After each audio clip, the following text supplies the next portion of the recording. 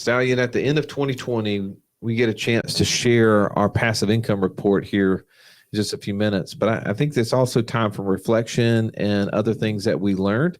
So one of the things that we do a lot is invest in ourselves. And just, I'd love to know maybe like a book that you read over 2020 that was helpful to you, that would be helpful to this person listening maybe. Well, first of all, I need to read more books. I will say that. I definitely feel like I focus a little bit more on podcasts than I did on books this year. Okay, give me a second then. What was your favorite podcast for 2020? If you look at the stats, it would be listening to Sharran's podcast, the business school podcast. Okay. That to me has been very, very tactical and encouraging, empowering. I mean, all those things. That's why we love working with Sharran. The business school with Sharran Srivatsaa. That's right. Okay. All right. Now, what about you? How about you can come back to me in a second. Okay. I'm playing question asker. Oh, okay. What would be the number one book that you read this past year? Well, I literally just finished it. So I started it in 2020, but it's called For Men Only. And it's by Jeff Feldhahn. It's a book about really understanding your wife and understanding how they think, how they tick, what are the things that men, often misunderstand or get confused by or whatever. And to me, it was just a way to invest in my marriage and, just to be a better husband. It was super, super good. What about you? So from a book standpoint, the book, there's two. One is, I'm not playing into this, but literally I loved listening to the Dirt Rich. From Mark Podolsky. Okay. I didn't read it before, and obviously with us making a kind of a large investment in our land business this year, I wanted to go and invest more time and effort into that. So that was definitely a huge book for me. I feel like I love just him reading the book, and I know you and I are in the process of writing our own right now and going to do an Audible version. And I really think we need to do that ourselves. Another book that I started last year is kind of lingered into this year. It doesn't hurt to ask by Trey Gowdy. And it's a book. You've talked a lot about that, about asking questions and how to better communicate with people to be a better listener. And I know, don't say anything, I could do a lot better job of doing that for sure.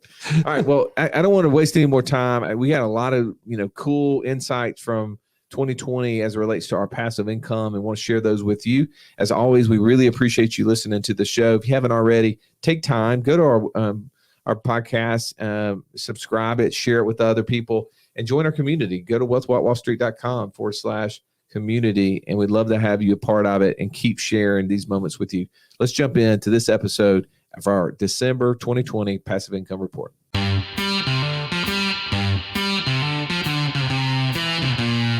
Welcome to the Wealth Without Wall Street podcast, your guide to understanding how to get out of the Wall Street rat race and start your own mailbox money lifestyle. Now, don't let these handsome Southern draws fool you. These financial minds are teaching our country to enhance savings, increase cash flow, and create passive income, all without the help of Wall Street.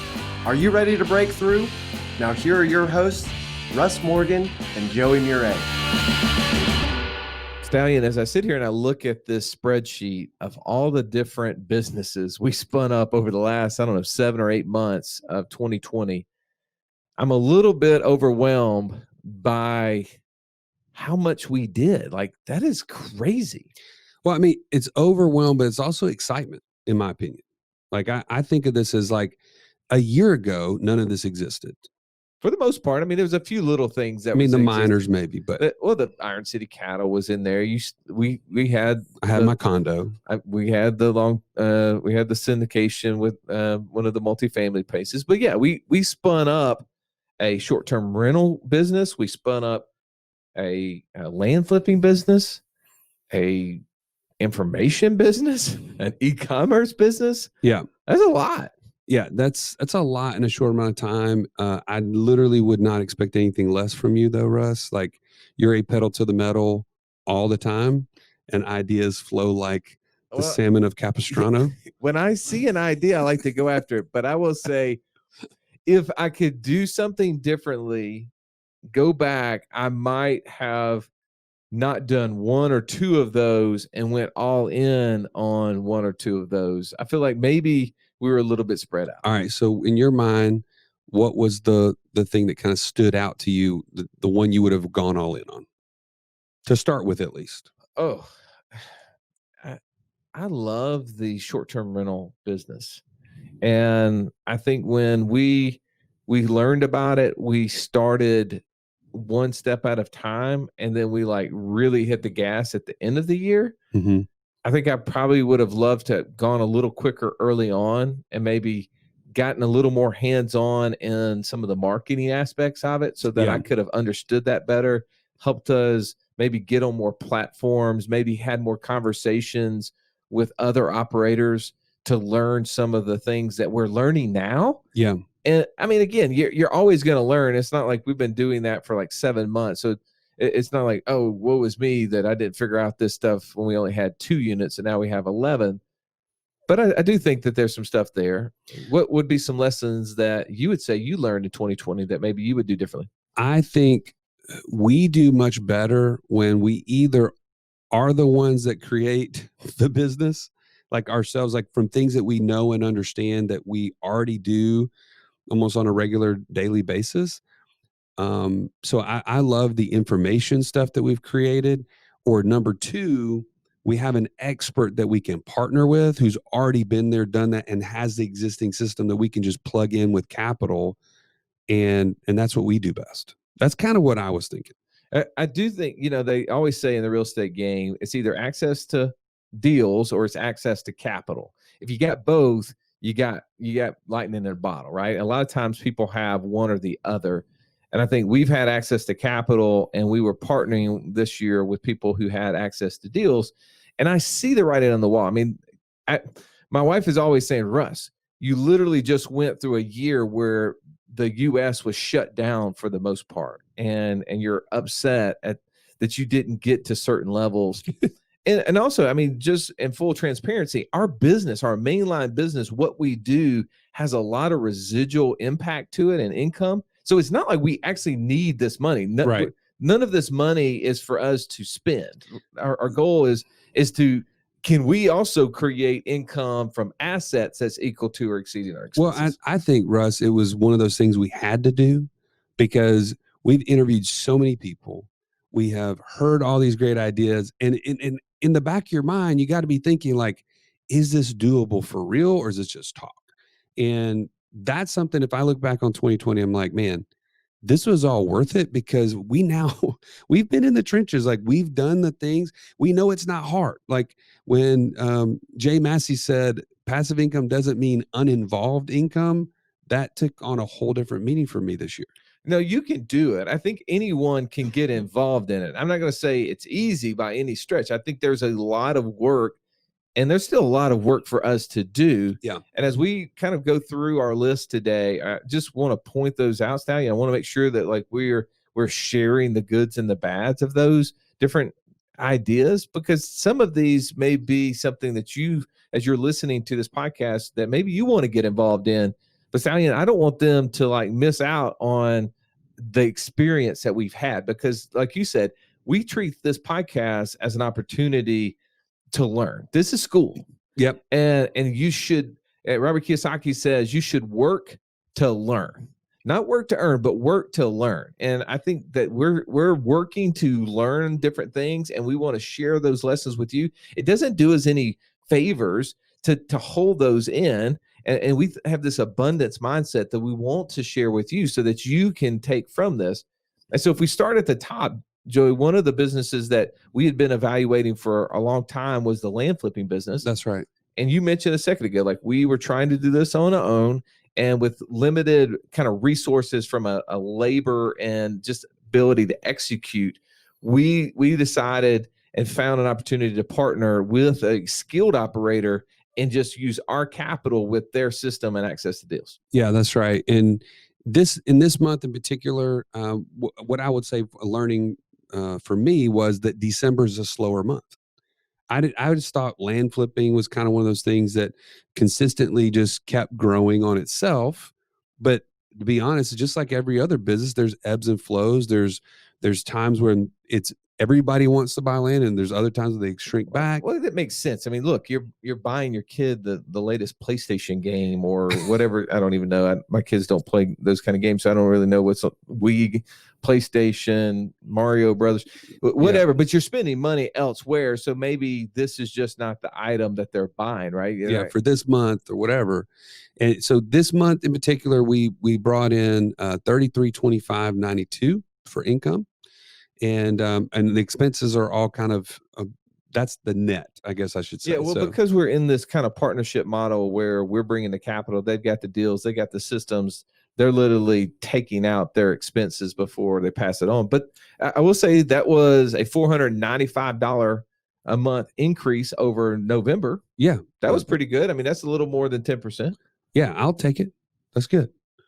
What else did you learn from that? From the land flipping side? Anything else? No, I mean, I think you just, maybe like you said, maybe just knowing the ebbs and flows. I think once we have a full 12 months and we can kind of know what to expect, like I want to see, like the next thing I see us doing is starting to chart this, especially as we cross over 12 months, and then to be able to know what to expect and to maybe make some tweaks in the business as needed there. The short-term rental the short-term rental business that we created called Wake Up in Birmingham. And I want to definitely encourage you, if you're ever coming to Birmingham, make sure you go to wakeupinbirmingham.com. I'd love to host you at one of our residences. But that's one of those businesses that definitely some learning. Last month, we had 11 units in there. We brought in a lot of revenue, but we also sent out a lot of money. And I think there is not as much traveling as you would think in the months of December, because the week after Thanksgiving is like dead. Yeah, that hit us pretty hard. And I think kind of looking at that, knowing next year what we need to do, like we seriously need to be like sending out previous guests like discount codes, like 25% discount off this week. You know, we need to like be hitting people who might be like renovating houses, like hitting our, adjusters and other like local repair people, because I definitely now knowing that this is one of those things. I think back, Joey, when I was at Enterprise Rent-A-Car, when I first got out of college, first job I had, it was all about occupancy, which is why looking at a 79% occupancy in the month of December, like hurts my feelings here. But I just remember like one of the things, because we operated really Monday through Friday, that was our mainline business, kind of very similar to what we're trying to create. We're not trying to create a holiday weekend traveler. And so you have to plug into the businesses around you that are happening. I just remember us giving away cars. I say giving away, like we rented cars for $9.99 a day on the weekend, as little as, I mean, they could go up 9, 19, 29, 39 kind of thing. But it was more about just having a warm body in there than it just sitting empty, just sitting on the lot. Because when it's sitting empty, it's just burning cash. Well, that's kind of what we had. I think that first week of December, we had a lot of those 11 units, nobody, crickets in them. Yeah. And this is the thing I was going to mention earlier, but I'll bring it up now. Wake Up in Birmingham is a business. And just like any business, marketing is not a one trick wonder, right? Like you can't have Airbnb as your only inflow of new people to come in, because if that is shut off or that part is done for this month, whatever, like you gotta distribute that across several different places, and we haven't had enough time. Well, that to me, that is like a super to do item. Like we're on VRBO and Airbnb, and we have some direct referral to our website. But I would say that I see that as the biggest opportunity. No doubt. And to be honest, I talked to a lot of different short-term rental operators out there over the last month. And what I found is that too many people are 100% reliant on Airbnb. Yeah. And while it is a great source for marketing for you, and you should definitely plug into it, I would love for us to be having this conversation a year from now and know that only 5% of our business came off Airbnb. Like that would be win to me, because that means our reliance on it. Like if it goes away, that's technology that we don't own, that we don't control. We're just plugging into it. We need to be way more diversified. That's the single point of failure that we've got to fix. Now, again, I'm complaining. I'm looking over last month, and while we were only off $754. So it wasn't like an enormous amount of money. We're at the break-even point on that. And if the worst month that we have is a break-even, I'm good with that. Yeah, just to give you, again, we want to give you more behind the scenes here. Our income for the month was $28,000, a little over $28,000. Our expenses, including our operator, were like just under that, maybe like $150, $190, something like that. That we ended up. It was like our income was $28,000. Our expenses were like $27,900. It was not much difference. It wasn't a lot of revenue there, but hey, look, if that's our worst month, first year, and we talk to a lot of people and they say December is always the worst. December, January, those are two of the worst months. If we can break even in those months, I'm good. We've got capital. Are you looking for ways to implement ideas, get exposure to new ones, and be surrounded by people on the same journey as you? Joey, where can they go to do that? Go to wealthwithoutwallstreet.com/community. You can join for free today. On the flip side, a business that we created 3 years ago, where we bought these computers that are mining blockchain and paying us out in Ethereum, was up, Joey. Yeah. Again, this is just one of those things that I dislike, but I really like the fact that I have to do nothing, and it is turning a profit in these months. The person who's listening to this for the first time that has no idea, when we say the word Ethereum miner, like what is it? Like what's happening? It's simple. Like you don't have to, obviously neither one of us understand completely, but what is, like from our perspective, what's happening and how do we get paid? The baseline is these computers are running essentially transactions, or they're running the function for Ethereum, and we're getting credited Ethereum for the use of those computers. It's like they're renting it from us. And I don't know if is that a proper way to say it? I don't know if you're saying they're running a process for Ethereum, because Ethereum is a type of blockchain. So it may be that.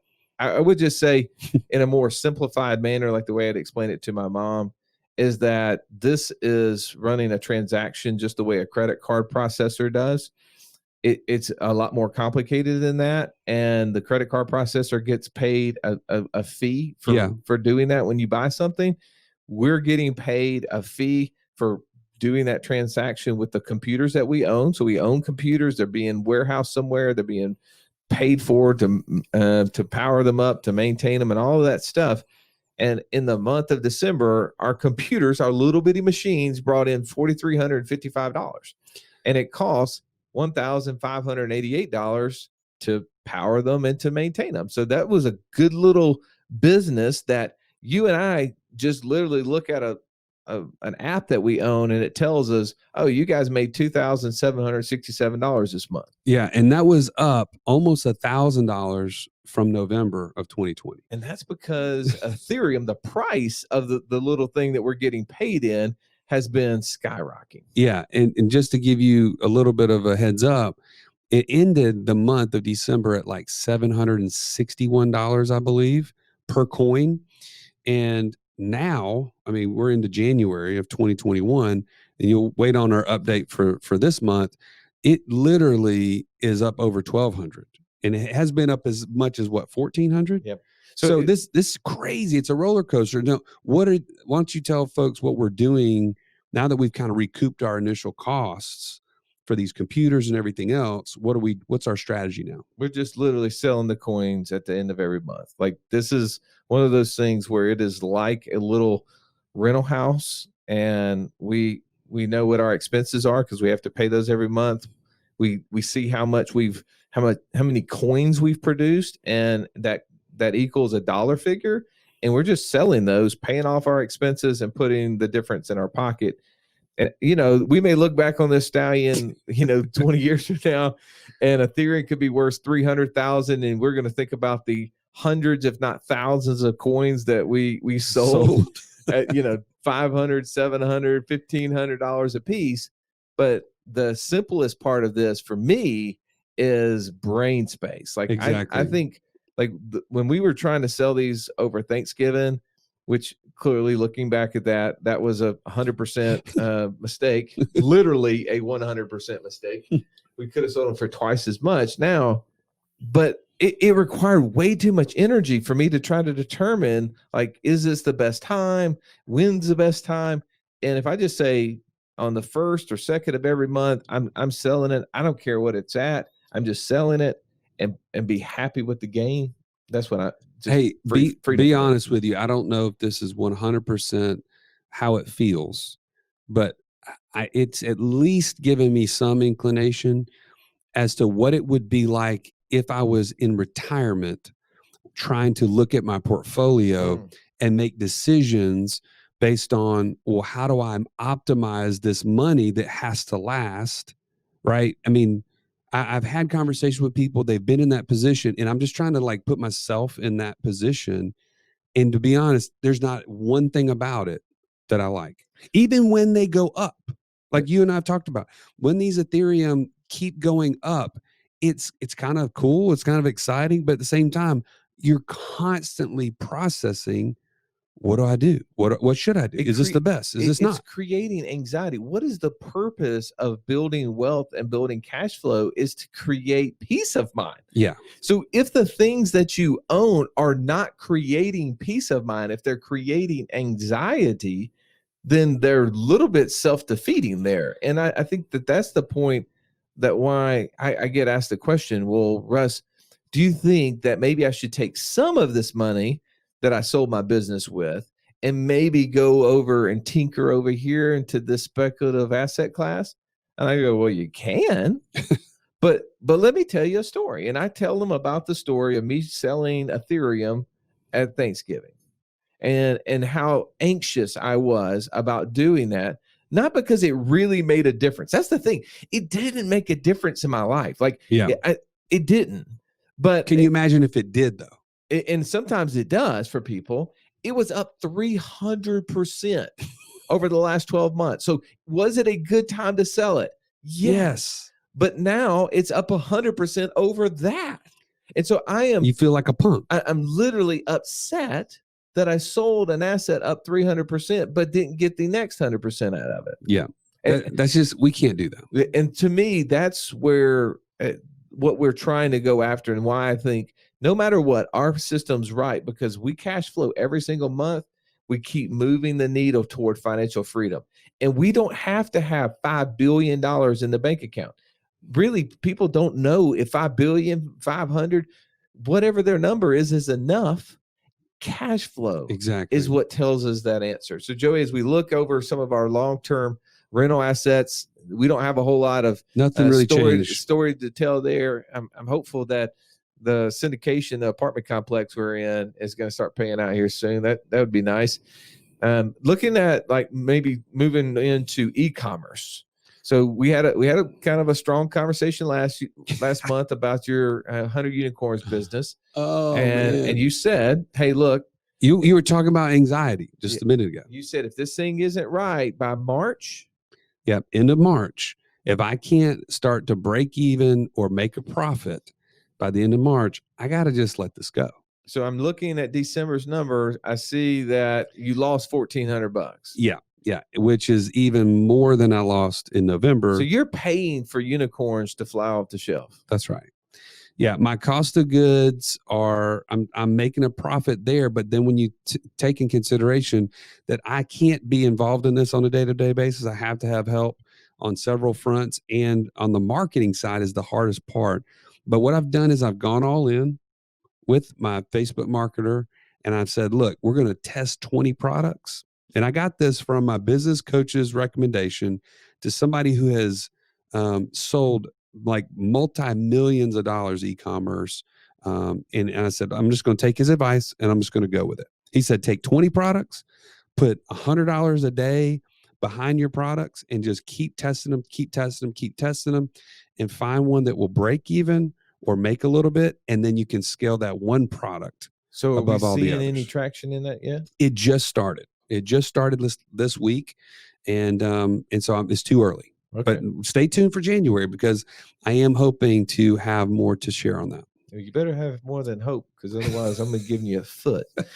All right, let's look at the info space. So we did, create a couple of mastermind opportunities for people to get involved in. I think those have been really exciting, to be honest with you.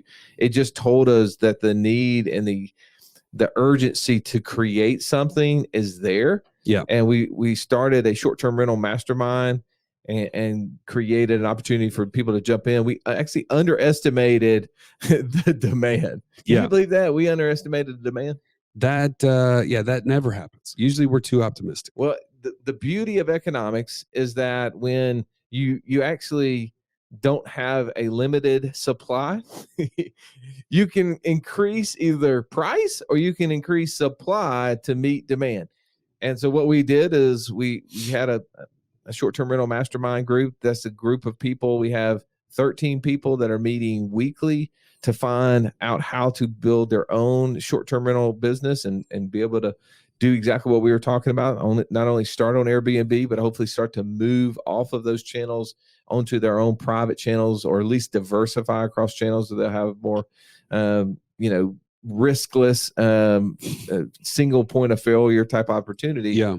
And we also then created another opportunity for people to start one in March. And so those were really cool to see. And that's something that you and I, from a passive standpoint, are not actively participating in. We're leveraging our operator, Clint, who's been building out our personal business, has tons of experience. And instead of letting that experience just fall dead on the vine, it's like, okay, let's share it for a price. Yeah. But share it. And so we've seen the income, be putting into the columns for it. Yeah. So just so we're just going to let you know all the numbers here. The mastermind has produced $4,560 in the month of December, $4,560. And then the waiting list, which is obviously not going to happen until March, is $2,800, which, by the way, we still have some more room for that. Like I think we have like 3-4 spots, at least 3 spots that I know of. It may be as much as 5, but it's amazing to me how quickly people have jumped into that. So if you wanted to be able to join that, you could go to whatwhatwallstreet.com/STR. STR, and that's going to get you, again, 3 months of weekly meetings with our operator and with a group of people who are on the same journey to create passive income through short-term rentals and to start your own business on that. So I think Stallion is STR Mastermind. Oh, my bad. Okay. wealthwithoutwallstreet.com/STR Mastermind.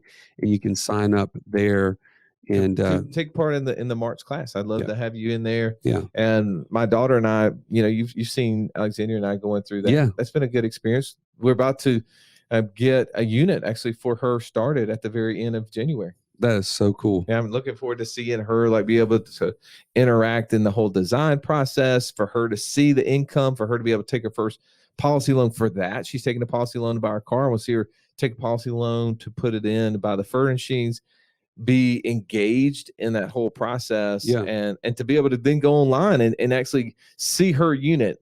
Because I can't wait for her to go, my unit isn't rented for this week or whatever. What can I do? And to be able to try to engage in how does she impact those numbers. I think that's really cool. So if you added up everything, well, we got to round out all the info space. We have the community, we have freedom, our Freedom Seekers Masterclass, which is something we've talked about in the past, which is going to be a course pretty soon for you to be able to access. If you added up everything that we have there's over 47,000 in income. From all the businesses you're talking about. Yeah, all the businesses. Okay. We had almost 35,000 in expenses. So net, we brought in from a quote unquote passive income standpoint, a little over 12,600. Now that was down about $8,000 from the previous month, but I think that's overall there was one column in there where we actually got a big sponsor into something we were doing of 10,000. So technically we're up overall. just without that one sponsorship. So if you're looking to be a sponsor in the Wealth Without Wall Street community, and you feel like that you would be a good one, maybe we need to have a conversation. So send us an email at info@wealthwithoutwallstreet.com, and let's get our team to be talking to you and see if what your business does would be a good fit to partner with our brand to share with our community. All right. So Russ, any parting thoughts as we wrap up 2020 and December 2020 passive income report? Man, I've said this on another podcast before. One of my goals for 2020 for my vision board was to be reporting on passive income. Yeah. And I just love the fact that we finished out the year doing that. And I just look forward to 2021 and being able to not only share more ideas, hopefully go deeper in these and have more personal successes, but even more so, like I look forward to like hearing from you as a listener, talk about the passive income businesses that you spun up and just sharing your wins with us. And I please go in the community and just, type in like passive income report and put your story in there, because I think that the whole goal behind this, Joey, is not just you and I to create cash flow. It's to hopefully encourage, inspire, root on others to do the same thing. At the end of the day, if you can hear two knuckleheads like Russ and I create over $12,000 this month in passive income, you can absolutely do this. So I'm praying that this will be an encouragement to you, an empowerment to you. And even that's something that we've heard from multiple people, a way that you will be able to help your family to grow in this. Like your children can learn as you learn. You don't have to be the expert, but man, fail forward along with us and take control of your finances. If that's something that I could just beat the drum, is you're smart enough and you can do this. And we want to join you on that journey. So thanks as always for listening to our Passive Income Report and our podcast. And we'll catch you on the next episode. This has been the Wealth Without Wall Street podcast. Don't forget to subscribe to the show to break free of the Wall Street mindset and begin building wealth on your own terms in places you understand so that your wealth will never run dry. See you next episode.